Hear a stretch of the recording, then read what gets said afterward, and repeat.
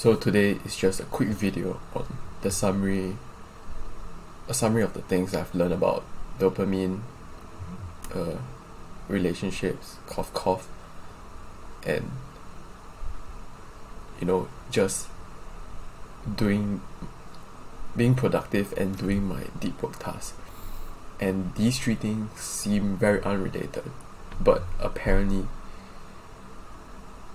okay, it's not apparently, but it's pretty obvious that the relationships thing was taking a toll on my productivity, even though it's great at this point in time, because I'm using sort of the negative energy from the rejection into putting it into my work, and also the positive energy of like the hope that one day, maybe a few years down the line, I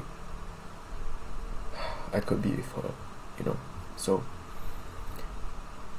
And let's just move on to the easier one first, which is the dopamine one. So essentially, we were always told that we should maximize our pleasure in life, right? But this is what happens. So when this is pleasure and this is pain. So when you indulge in like the shitty activities like instant gratification stuff, which includes maybe movies, games, crack. I don't think any of you do that, but I can't be bothered. And you sort of want to be happier, right? So as a result, but every time there's pleasure, there is pain, because action leads to reaction, as mentioned in one of the earlier videos. So for every action, you'll get an equal and opposite reaction. Newton's third law. So yeah. And what is the reaction of this pleasure thing? Which is dopamine will sit on this side, and balance things out. So your happiness would always come back to a baseline. Or even worse, if you indulge too much of these things, right, it will just go to below your baseline, and you'll take, like, you're basically screwed, because you're never gonna, like, you will feel depressed all the time. And so when you are depressed all the time, what do? You increase these amount of things, right? And when you increase these amount of things, the amount of dopamine sitting on this side will just increase, and you are screwed. You reach a point where even these things don't even bring you the pleasure, and all you do is bring you the pain. So that's, I think, where depression comes from. But do not quote me on this. Like, this is probably a slightly more generalized view on this, but it's simpler to understand than like multiple research papers, so bear with me. And yeah, I think that's about it for this. And so what we want to do, ironically, and since we know every action there's an equal and opposite reaction, we want to increase the amount of pain, right? If we increase the amount of pain, we will actually increase the amount of pleasure we get, right? And I'm not asking you to like do self-deprecating shit. Please do not do that. This channel doesn't condone self-harm or shit. So what the pain I'm talking about is the pain of doing work, meaningful work, to wake up early, maybe, to take a cold shower, to meditate. These things, or exercise, obviously. These things seem painful at the start, but as someone, I think everyone feels it before, when they do something good that takes a lot of effort, what happens after that? You feel pleasure. You feel the enjoyment or the accomplishment of doing something meaningful. And therefore, instead of the reverse, where the dopamine is going this direction,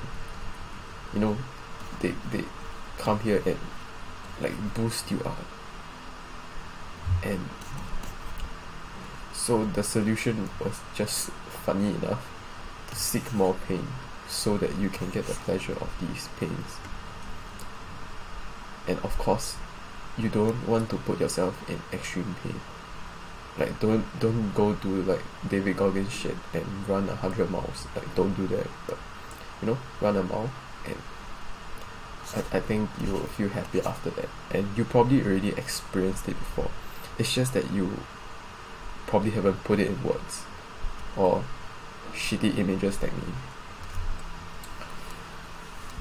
And so if our brain associates with the more times we do, we are in pain but for meaningful causes, such as doing our deep work tasks, whether it's recording videos, or creating a learning course, or reading a book, reading something meaningful, like in just doing your work in general.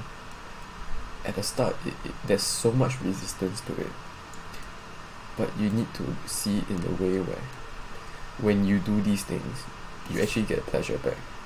But when you do these quote-unquote pleasurable activities, which seem so good, you fuck up yourself and you become more pain. Like you have more pain, which is retarded, because the whole goal of these things was to increase your dopamine, but instead it just droops you down back to hell. Like it's worse than your baseline. Like you would rather be on baseline than go down to like the depths of hell, which I believe some of you have already experienced it, which is like it's painful. Clearly, no shit, I've obviously been there too. That's why. And it's saddening to see that you will keep putting yourself in this cycle over and over again, and fall to deeper and deeper baselines. Like it spirals so fast. So the best course of action obviously is to not get to it, but it's easier said than done. But at least now you know, right? Even if you continue to do these things, at least you're aware that you're screwing yourself over, and that's still your choice. Like whether you want to face the pain in the eyes and reverse back this shit, because after some time your brain will adapt and reach back to a new set point. And I think this relates to my productivity problem, because I was scared that the motivation or the negative motivation of the rejection would last only a while, and I would go back to doing these things instead of finding the deep work task, doing it every day, and getting a healthy amount of pleasure. Like it wouldn't go like this. Like it won't overload, and then you'll be like, holy shit, you're high on cocaine or some crap. But still, it's great. Like it's like you enjoy the simple things in life, which it's great to appreciate things. Like when you notice the little stories in your life, in your daily lives, which you wouldn't notice if you were just on your phone, or like basically dopamine hungry or some shit. Like there's so many stories that you will experience every day.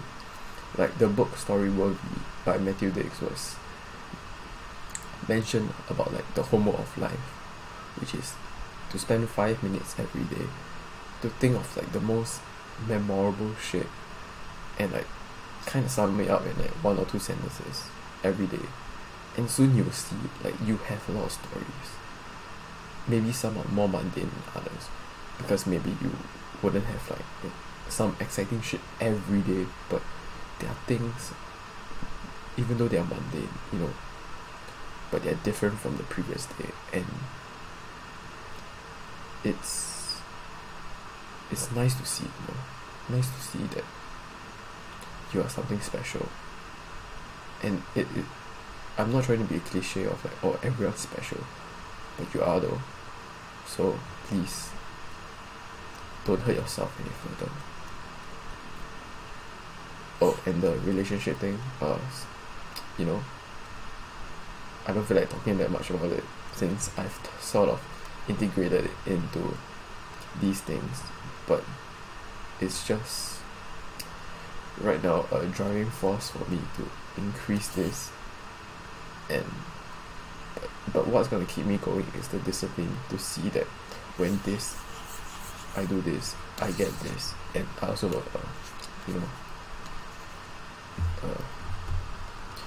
maybe after a 3-year time skip, and then I